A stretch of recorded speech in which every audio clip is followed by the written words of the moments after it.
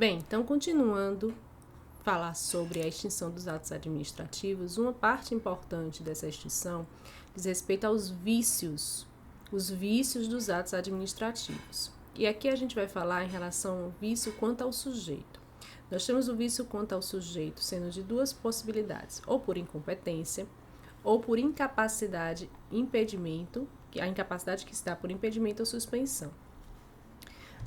Relacionada à incompetência, nós temos que a incompetência, ela pode gerar vícios em relação à usurpação de função, excesso de poder ou função de fato. Bem, a usurpação de função, ela diz respeito a um crime previsto no artigo, veja só,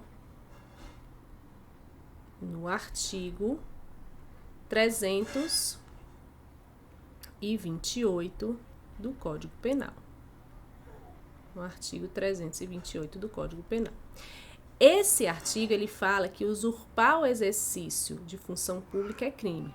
E aqui a gente percebe que uma pessoa pratica esse ato, né, eivado de vício, de competência com relação à usurpação de função, quando ela não foi investida em um cargo ou emprego ou função pública.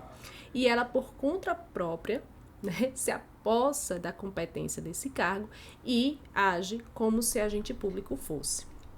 No excesso de poder, nós temos as modalidades de abuso de poder. Ou seja, o excesso de poder ocorre quando o servidor público, embora tenha competência, ele exorbita, ele extrapola o exercício dessa sua competência.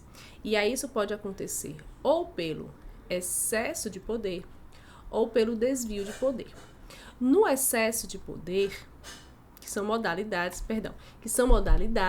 relacionadas ao desvio de poder, ao abuso de poder.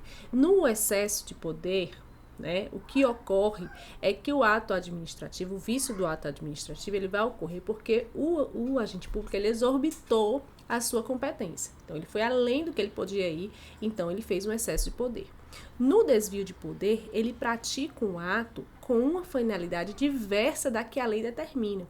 Ou seja, há um desvio de poder, há um desvio de finalidade, que pode ser implícita ou explicitamente declarada na lei essa finalidade, mas que, de qualquer forma, ele incorrerá em desvio dessa finalidade. E no caso da função de fato, o que vai... Sim, outra coisa importante que esqueci de falar. Sobre o abuso de poder, excesso de poder, nesses casos, cabe crime de abuso de autoridade. E esse crime de abuso de autoridade pode ensejar responsabilização administrativa, penal e até mesmo civil se houver danos ao patrimônio de terceiros. A função de fato, ou seja, a incompetência pela função de fato, ela ocorre quando a pessoa que está praticando o ato está irregularmente investida naquele cargo. Mas aparentemente aquela situação parece ser legal. Então, por exemplo, o servidor que já completou o prazo para aposentadoria compulsória, mas que continua no exercício da sua função. Aparentemente, ele teria competência ali, mas na verdade ele não tem. E aí, aqueles atos por ele praticado têm o vício de competência. Outra situação, quando o servidor acaba fraudando o concurso público, ingressa no concurso público, ingressa no serviço público, os atos decorrentes da sua atuação, eles têm também esse vício em relação à função de fato. Quer dizer, aparentemente, ele teria competência para exercer aquele cargo, aquela função, mas ele não tem, na verdade, por causa de um vício em relação à possibilidade dele estar ali. Mas esses atos, eles normalmente, eles acabam sendo, né, convalidados exatamente porque o prejuízo dessa não convalidação é muito maior do que se esses atos eles fossem completamente retirados, exceto quando há manifesta e evidente incompetência, né, esses atos eles devem ser nulos, mas se não houve, né, se há como de alguma forma amparar esses atos, seja pela boa-fé do agente ou do próprio beneficiário desse ato, esses atos acabam sendo aproveitados pela administração, certo? Então esses são os vícios quanto à competência dos atos, os vícios quanto à competência dos atos administrativos.